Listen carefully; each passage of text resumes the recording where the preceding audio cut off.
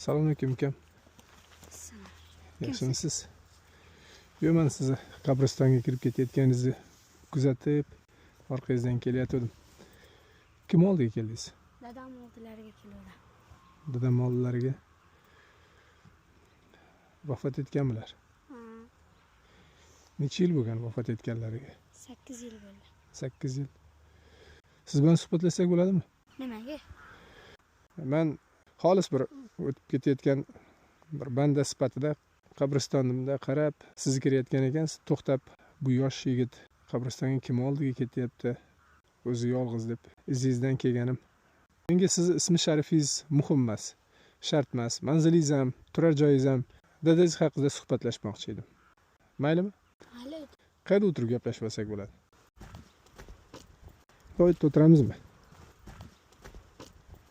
Necha yoshga kirdingiz? 12 dan oshdi. 13. Sizdan katta kimlar bor? Ikkita opam bor. Kattalari 16 yosh, kichkinalari 14 yosh. 14 yosh. Siz kenjasiz, ha? Ha.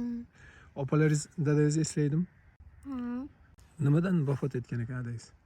Jigar sirroz bilan. Nega siz yolg'iz keldingiz? Oldin opachalarim bilan, onam bilan kelardim. Hozir endi o'zim keladigan bo'ldim. Necha kunda bir kelasiz? 2 kunda bir kelib ketaman. Qur'on o'qiyman. Dadam bilan ichimdagi dardlarimni, maktabdagi ishlarim, uydagi ishlarimni ichimda gaplashib o'tiraman. Oila nima hisobiga tirikchilik ko'ryapti? Oilaga kim pul olib keladi? Davlat onamga bola pulini berib, o'shan bilan Qancha oladi? unisini bilmayman. Abayingiz nima ish qiladi? Onam ovqat qiladilar, kir yuvadilar. Bizda bitta mol bor, shunaqa o'shan bilan sutini sog'ib, ba'zilarga sotib turamiz o'zimizdan esa. Necha litr? 1 litr, Necha kunda bir? 2 kunda bir, 1 litri qancha? 5 ming. 5 ming. Yana qayerdan pul topasizlar? Abam qiynalib qolganda mardikorchilikka chiqadilar. Nima ish qiladi? Masalan, g'o'za cho'pishga, paxta terishga, parniklarga, birovlarning hovlisini tozalab, anaqa biz boqadilar. Qancha topadi u kuniga agar mandikorchilikka chiqsa? Men bilishimcha shu 80 mingmi, 100 ming topsalar kerak Bir kunda? bir kunda. 100 mingni olish uchun qancha ishlaydi? Tongda ketib, kechda keladilar. Shu o'ylasam, onam bizni boqishga qiynalib, yetishtirolmay yig'lagan bo'lsa kerak. Siz nima ishlar qilyapsiz? Maktabdan kelib mollarga qarayman, undan keyin bekor o'tirmayda novvoyxonaga boraman. Novvoyxonaga? Nima ish qilasiz bu yerda? Yopilgan nonlarni sotib kelaman. Qancha beradi pul? Pul 2 ta non beradi. 2 ta non. Bitta non qancha? 5 ming.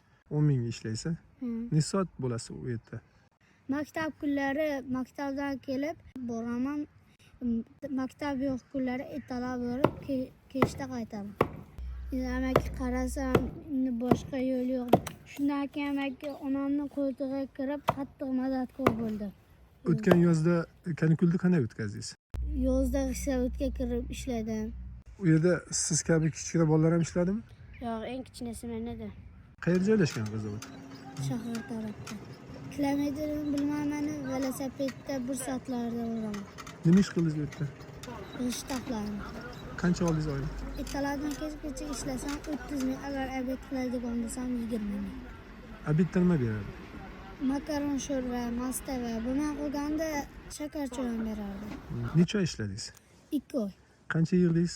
Bir 600 mingcha yig'di. Nima qildingiz u pulni? Onamga berdim. Qani qo'lingizni ko'rsatingchi. Yo'q, amaki qo'lim kir. Hozir mollarga qarab keladi. Bu kirdi nima? Yuvsa ketadi. Bu qo'llar eng toza, eng barakali, eng halol qo'llar ukam. Bu yil endi qanday kanikullarda rejalaringiz? Endi amaki, men yozda hech qayerga borishga sharoitimiz yo'q. Onamga birga yordam berib yuraman.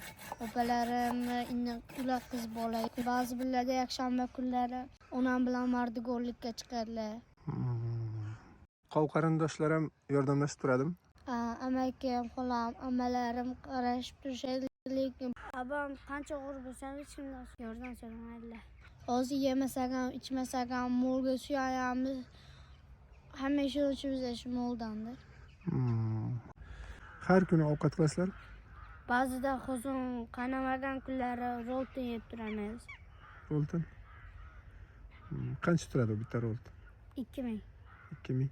Yoshligimda dadang Rossiyaga uzoq joyga ishlagan ketgan deb aldab qo'yardilar. Qani meni ham dadam ertalab maktabga olib kelib, qo'ylarda erkalab tursalar. Yaqinda tush ko'rdim. Meni erkalab turganini ana o'zlarini eslayapmanmi? Yaxshi ko'ra olganim yo'q. Lekin tushimda erkalaganini eslay olaman. To'ylarga hamma o'g'lini chaqirib, o'gamda men hech kim chaqirmay chekkada qolib ketgan kunlarim bo'lgan. Ko'chada qo'lini bigiz qilib, xuddi kamsitganga o'xshab aytganlar bor. Uyga kelib onamga aytganlarimda onam bilan men ham yig'lagan kunlarim bo'lgan. Qishki etigingiz bormi? Maktabga kiyadigan etik bormi? Ha, bor. Bu uyda, ya? Ha. Sovuq emasmi hozir? Yo'q, sovuq emas. Uyda telefon bormi? Oyimda bor. Sizda opalaringizda yo'qmi? Yo'q. Mana bu telefon meni ikkinchi telefonimda sal ishlatilgan. Agar rozi bo'lsangiz, men sizga qoldirib ketmoqchi edim. Yo'q, ololmayman. Onam o'g'illaying deb urishadi. Yo'q, men agar urushadigan bo'lsa, men aytaman. O'zimni mana ishlatayotgan ikkinchi telefonimni men beryapman. Sal ishlatilgan, lekin yaxshi telefon. Xo'p. Mana. Hozir aytdim, olib beraman mashinadan ekan. Rahmat demakki. Uyda plastik karta bormi? Plastik karta nima? Ana u bola pul tushadigan bormi? Ha, abamda bor. Plastik kartani menga rasmga olib telefon orqali menga tashlab bera olasizmi? Bilmadim, onamdan so'rashim kerak. Iltimos qilib ko'ring, xo'p, meni so'radi deb iltimos, agar aniqsa plastik kartalaringizni bersangiz, agar iloji bo'lsa. Bo'ptimi? Xo'p, so'rab ko'raman.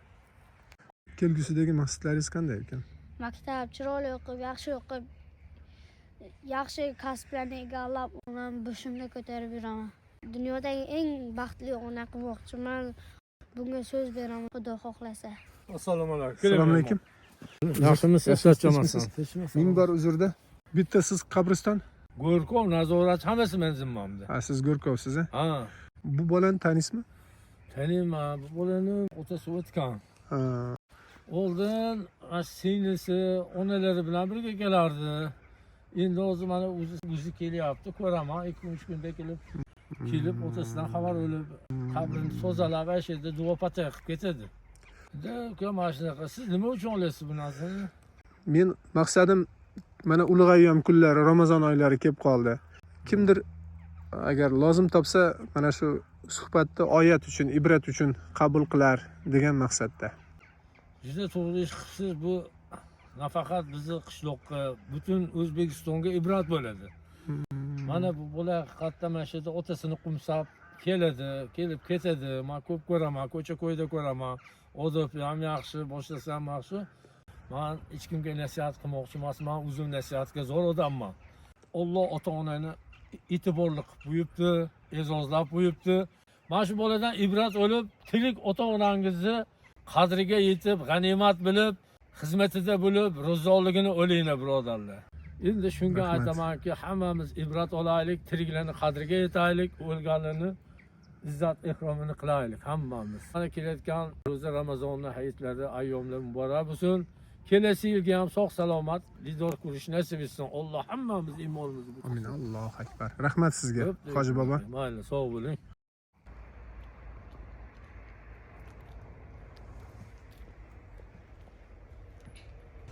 Hozir do'konga kiraylik, ro'zg'or qilamiz, xo'p? Rahmat aka. Ozgina, ko'p emas, xo'p? Ilohim bugungi qilgan ibodatlarimiz qabul, gunohlarimiz mag'fur bo'lsin.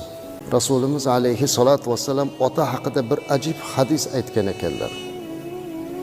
Al-validu, ota dedilar. Absatu abvabil janna. Jannatning eshiklarining o'rtadagi eshigi dedilar. Jannatda eng oliy darajadagi eshik avsat o'rtasi. Otani mana shu o'rta eshikka qiyoslayaptilar payg'ambarimiz alayhisalom. Aytdilarki, xohlasang uni ochib kirib ol, xohlasang zoya qil, ya'ni yuzingga qarshi yopib ol. Otangiz bormi deganda ko'targan qo'llaringiz bilan o'sha jannat darvozasini ochib oling. Ota shunday ulug' zot ekan azizlar. Bolasi uchun jonini berar ekan. Sherman degan zo'rlar yotibdi.